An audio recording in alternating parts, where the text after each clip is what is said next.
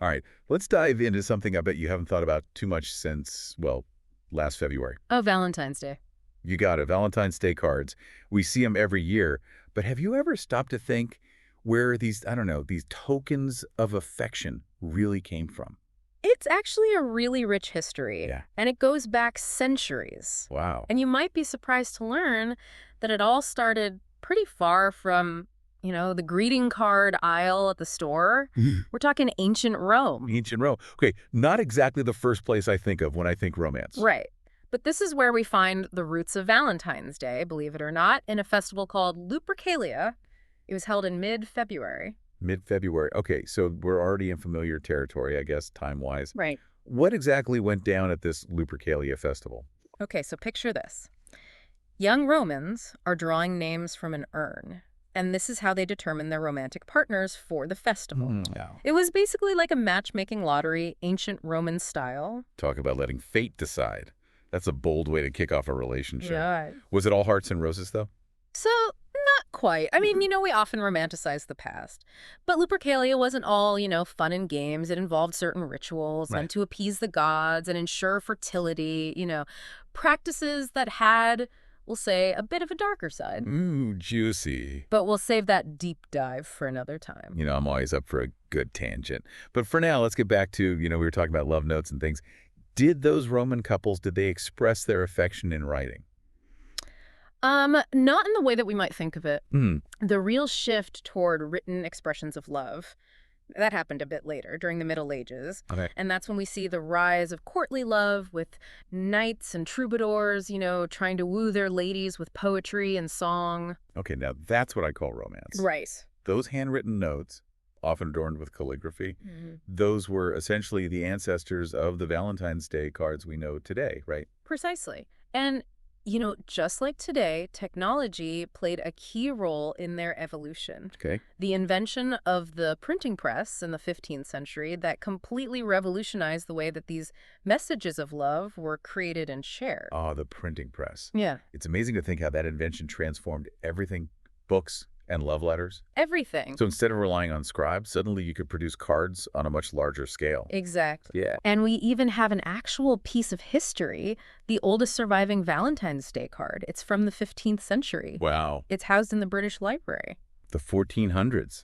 That's incredible. What's this ancient Valentine like? Is it a simple note, or did they go all out even back then? It's actually really beautiful. It's handwritten, and it's decorated with these really intricate patterns. They even used gold leaf. Wow. It really shows the craftsmanship and artistry that went into even these early expressions of love. It's really amazing how something as, I don't know, seemingly simple as a Valentine's Day card can have so much history behind it. It really is. And, that artistry and the attention to detail, that definitely didn't stop there. Okay. The Victorian era, Okay. with its, emphasis on sentimentality, outward displays of affection. They took Valentine's Day cards to, a whole new level of extravagance. The Victorians definitely knew how to embrace a good aesthetic. Oh, yeah. What made their Valentine's Day card so special? So picture this lace, ribbons, embossed paper. They even sometimes used real hair woven into the designs. Real hair.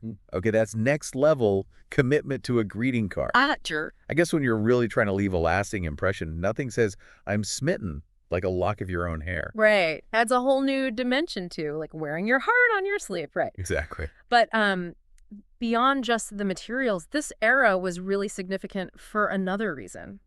This is when we start to see the emergence of some really key figures who helped to shape, the greeting card industry as we know it. Okay. So we've got some, visionaries of sentiment to talk about. I think our source mentioned a few names, and I bet some of our listeners are going to recognize them. Oh, for sure. So one of the standouts is Esther Howland, Okay. often called the mother of the American Valentine. I see. In the mid-1800s, she built this, really thriving business Wow. around her handcrafted cards. A true pioneer. Yeah. It's really fascinating to see how these individuals took, kind of a simple concept and turned it into a whole industry. Yeah, for sure. Speaking of pioneers, our source also mentioned Eugene Rimmel. The name's, familiar. It's the cosmetics brand. Yes. What's his connection to Valentine's Day cards? So while he was primarily known for his cosmetics, Okay. he actually created the first commercially produced Christmas card Cool. in 1843. That's such a fun fact. I'll have to like pull that out of my next holiday party. It's incredible how all these industries kind of intersect in these weird ways. Yeah. And of course, you can't really talk about, the evolution of Valentine's Day cards without mentioning Hallmark. Totally. Yeah. Hallmark has really become synonymous with the holiday. Right. They definitely didn't invent Valentine's Day or the cards or anything, Right. but you can't ignore the impact that they've had on how we celebrate today. It's like how we use like Kleenex to mean any tissue, even though it's a brand name, right? Sure. Speaking of modern times, we've covered everything from ancient Roman matchmaking festivals Right. to mass-produced Victorian masterpieces. Right. Where does that leave us now? Yeah. What are people in the 21st century, what are they looking for in a Valentine's Day card? Well, we learned from luxury Valentine's Day that extravagance is making a comeback, Okay. but with a modern twist. Luxury Valentine's Day cards. So you piqued my interest. What does that even mean? What does a luxury Valentine's Day card look like these days? Think of it like the haute couture of greeting cards. We're talking, really high-end materials, fine art papers, handmade embellishments, sometimes even like silk or velvet woven into the design. Wow, these are a far cry from the like drugstore greeting cards that I'm used to seeing. Oh, absolutely. Yeah. And I think exclusivity is a big part of the appeal, right? So we see a lot of limited edition cards, bespoke designs, they even do collaborations with artists. Wow. So owning one of these cards is kind of like owning a piece of art. So it's not just about sending a message, it's almost like giving a gift that has like lasting value.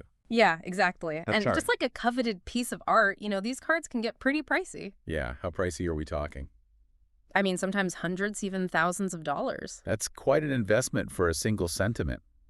But I guess it speaks to the enduring power of really wanting to express love in a tangible way, in a way that's meaningful and lasting. Definitely. Are there still people who, while some people are into this modern extravagance, are there still those who really value that more, I don't know, traditional, heartfelt, like handmade approach? Yeah, absolutely. I mean, so alongside this kind of luxury trend, we're also seeing people going back to basics a bit, like a resurgence in handmade and personalized Valentine's Day cards. That really resonates with me. There's something, I don't know, just so special about receiving something, that someone created just for you.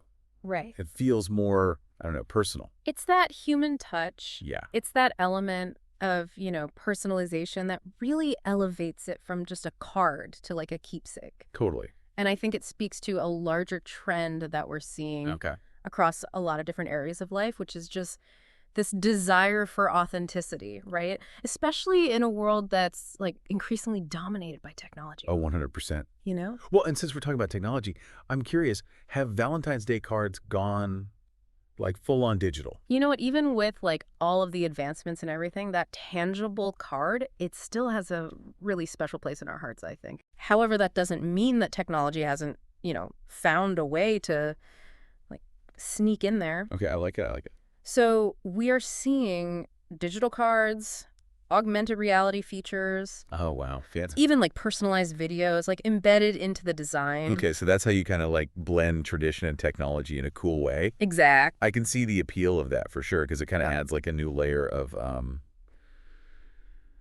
don't know, of interaction, right? Right. And a personalization. Definitely. I'll be honest, though, I still think there's something magical about like holding a really beautifully crafted, like physical card. Oh, for sure. It's like the difference between, receiving a text message from someone or receiving like a handwritten letter, Right. both can like convey emotion, Sure. but that physical object just carries a different weight, I think. It goes back to that human need for like tangible expressions, right? Yeah. Something you can hold on to, something you can revisit. For sure. And I think that really gets at the heart of why the history of Valentine's Day cards is so fascinating. Totally. It's this testament to just this basic human desire to connect with each other, to express love, and to create something that's lasting. From like whispered sweet nothings in ancient Rome Right. to those amazing handcrafted Victorian cards. And now, we're talking high-tech creations. Yeah. It's really incredible to think about how the quest for the perfect expression of love, it just keeps evolving. It really does. What do you think the future holds? Like, what's next for the Valentine's Day card? That's the million-dollar question. I mean, will we see a complete return to simple sentiments?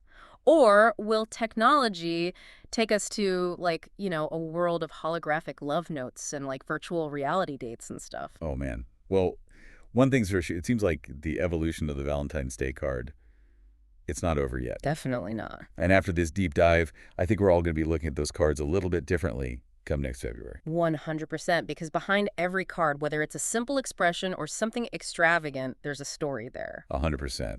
And that's a wrap on another fascinating deep dive. Until next time.